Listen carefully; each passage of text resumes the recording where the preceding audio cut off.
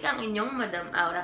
So, for today's video, ayan, nakita nyo naman sa title kung ano, ito yung mga outfits ko.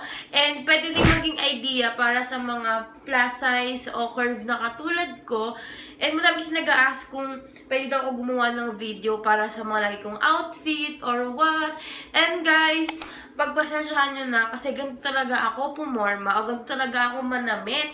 Wala akong pakialam kung sabihin nyo ako lagi na lang labas cleavage or what. That's why. Ganun lang.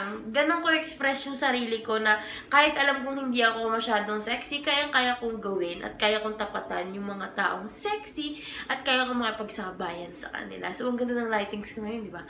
So, ito pahabain pa. Without further ado, let's go. So, guys, ang first outfit natin in this one, ayan, itong itong black na top na to na nabili ko siya sa China. Di ba napakita ko na sa inyo to? Ayan. Yung pang ibaba ko is this one, itong white na to, na favorite ko to kasi white siya. So, kahit anong kulay na i-partner nyo, okay siya.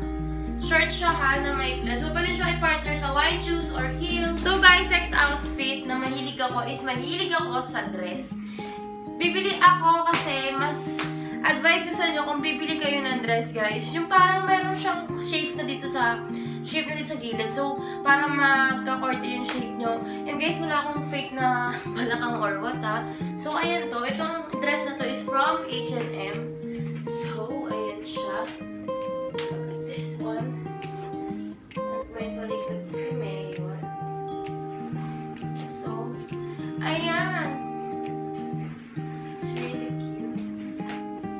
So, guys, ito yung aking third outfit. So, itong top na to is from H&M. So, ayan siya. May pa-cleavage siya.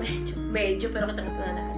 Pwede siyang pang summer. So, baka dali ko to sa aking province. Then, ang aking pants is from H&M din.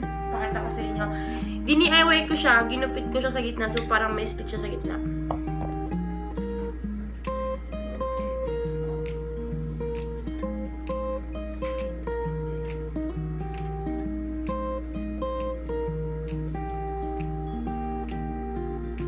Yung outfit ko kapag madali ang labasan lang, nag-big shirt lang ako, tapos with the short lang, tapos white shoes. So, ayan. Look at this, with the caption. So, ito naman yung sinuot ko nung New Year, and okay naman siya. Nag-long sleeve, malaki siyang long sleeve, tapos para matago ang ating mga taba, tapos naka-shorts lang with a cup. Pag mamadali kayong galangan, madaling galaan lang. Then, white shoes. So, this one,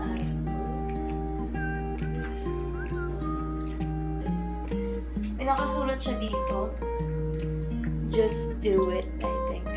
Nabili ko sa China nito. Ay, ewan kung basta yan yung sulat niya. So, yeah, this is this top is DIY lang. Tapos yung pants ko is from China. And medyo masikip na siya. Tapos yun lang. Pang-epa lang. Guys, ito ang next outfit ko. This top is from Ukay-Ukay. And din yung pants sa Ukay-Ukay din. Siguro ito nasa 25, ito 15 pesos.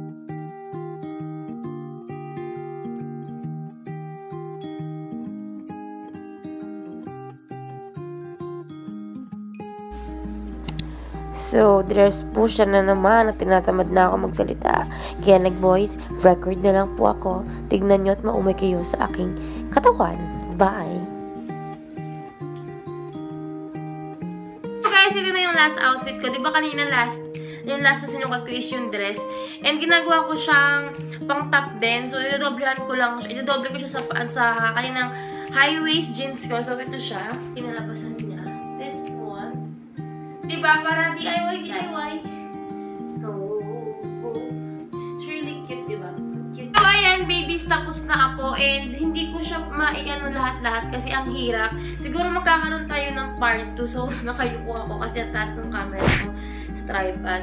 Sana nagustuhan nyo. And sinishare ko lang naman. Hindi ko naman sinabing gayahin nyo ko or what. Sinishare ko lang yung mga nagiging outfit ko lagi. Or mga ideas. Baka gusto nyo, baka sakali.